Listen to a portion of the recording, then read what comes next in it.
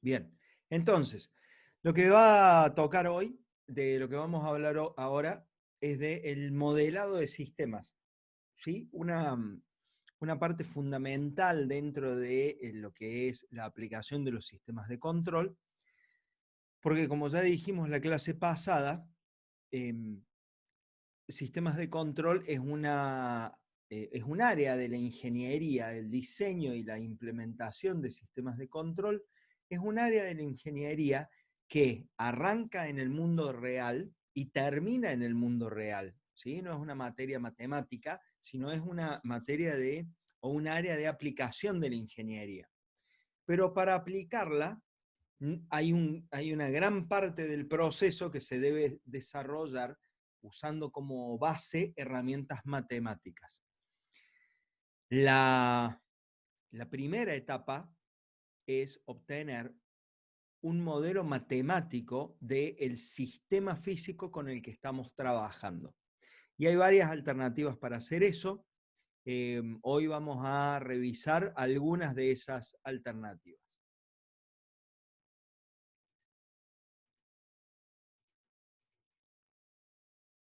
Bueno, entonces, el análisis de los sistemas lineales e invariantes en el tiempo, que son los sistemas que vamos a estudiar en esta materia, se basa en el estudio de la función de transferencia.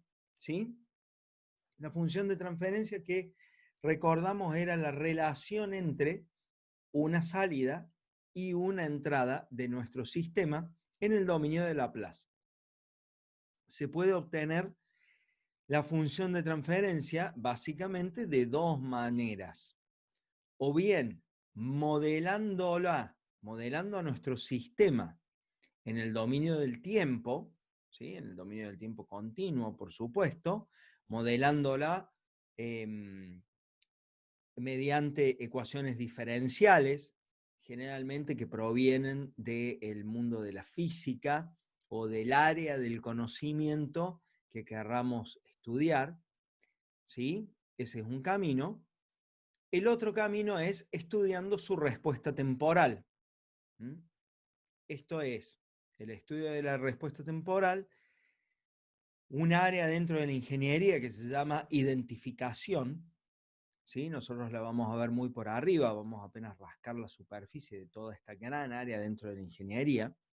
¿En qué consiste? Consiste en, dado un sistema que está en reposo, provocar algún cambio en la entrada, un cambio conocido en la entrada, por ejemplo, un escalón, un cambio tipo escalón en la entrada, y estudiar qué pasa a la salida.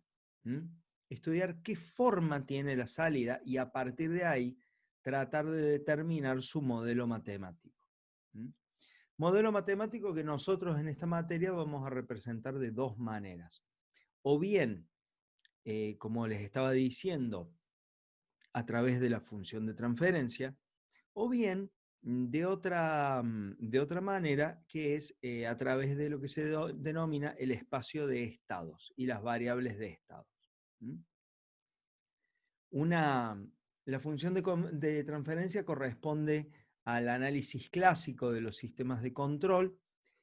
El análisis en variables de estado y en el espacio de estados corresponde a lo que se denomina teoría de control moderna, y tiene algunas cuestiones interesantes, como por ejemplo computacionalmente es más fácil de implementar, el estudio es más fácil de realizar también, permite analizar sistemas que no son lineales y que son variantes en el tiempo y que tienen múltiples entradas y múltiples salidas, usando siempre la misma herramienta.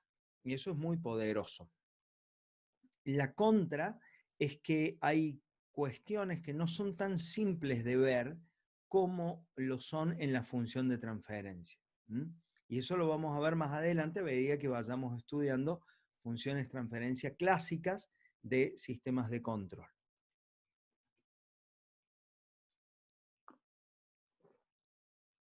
Bien, entonces vamos a ver una definición de función de transferencia. La función de transferencia entre una variable de salida y una variable de entrada de un sistema lineal e invariante en el tiempo es definida como la transformada de Laplace de la respuesta al impulso, con todas las condiciones iniciales igualadas a cero. Esa es una muy interesante definición. La función de transferencia de un sistema continuo se debe expresar solamente en función de la variable compleja S, o sea, solamente como un conjunto de polinomios, ya vamos a ver un ejemplo, un conjunto de polinomios en S, ¿sí?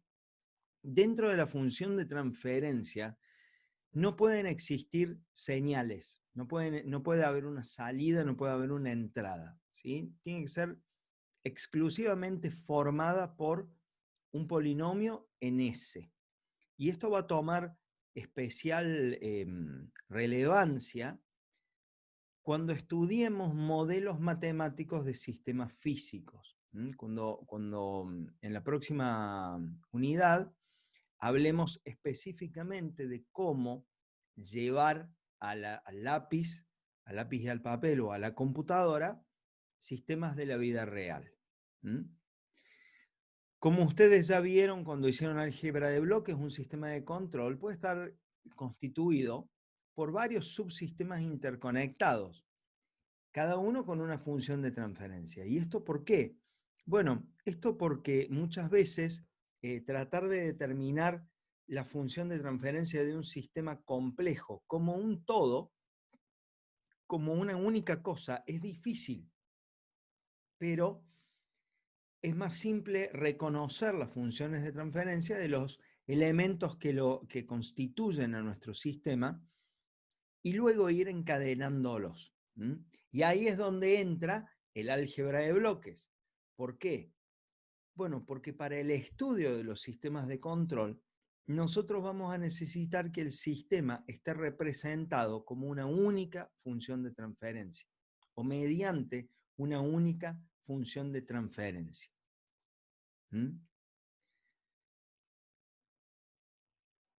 ¿Qué forma tiene la función de transferencia? Bueno, acá abajo tenemos una.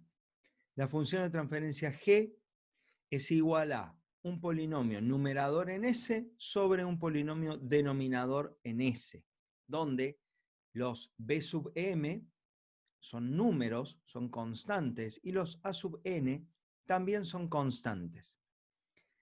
Las raíces del denominador se llaman polos, son los llamados polos del sistema.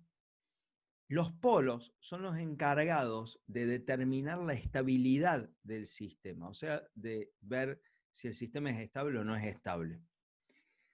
Por otra parte, a las raíces del numerador se las llama ceros.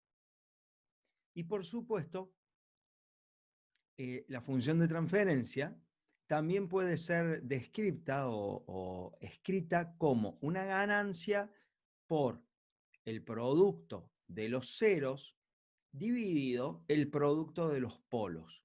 En ambos casos es diferente la información, digamos, podemos tener la misma función de transferencia representada de estas dos maneras diferentes, que es simplemente representar la misma cosa, pero matemáticamente de dos formas distintas, una manifestando los coeficientes de los polinomios, como la imagen que tenemos acá, y la otra forma manifestando los valores de los ceros y de los polos. De cada una de esas manifestaciones vamos a sacar diferente información, que por supuesto que nos va a ser muy útil. Normalmente en los sistemas físicos, el orden del denominador, o sea, la cantidad de polos que hay en el denominador, es mayor o igual al orden del numerador.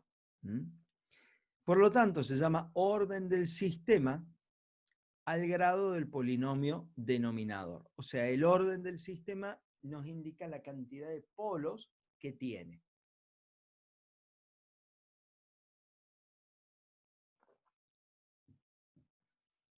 Bueno, acá podríamos hablar de la relación entre, por ejemplo, la función de transferencia en el dominio de Laplace y la respuesta al impulso en el dominio del tiempo. Ustedes saben que si tenemos un sistema representado en el dominio del tiempo por su respuesta al impulso, si hacemos la convolución de la entrada por la respuesta al impulso del sistema, podemos obtener el valor de la salida. Llevar eso al dominio de Laplace significa que, dada la función de transferencia del sistema, que no es ni más ni menos que la transformada de Laplace de la respuesta al impulso, y dada la transformada de Laplace de la entrada, podemos obtener la transformada de Laplace de la salida del sistema simplemente multiplicando la función de transferencia por la transformada de Laplace de la entrada. ¿Mm?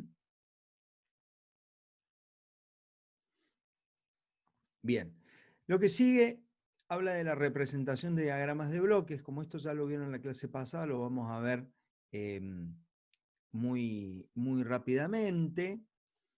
En esencia, lo que quiero hacer ahora es repasar simplemente cómo representábamos a los sistemas mediante los diagramas de bloques. Tenemos diferentes elementos. Unos de ellos son las señales, que los vamos a representar mediante flechas, ¿sí? Otro de nuestros elementos componentes de los diagramas de bloques son las funciones de transferencia, representadas por justamente los bloques.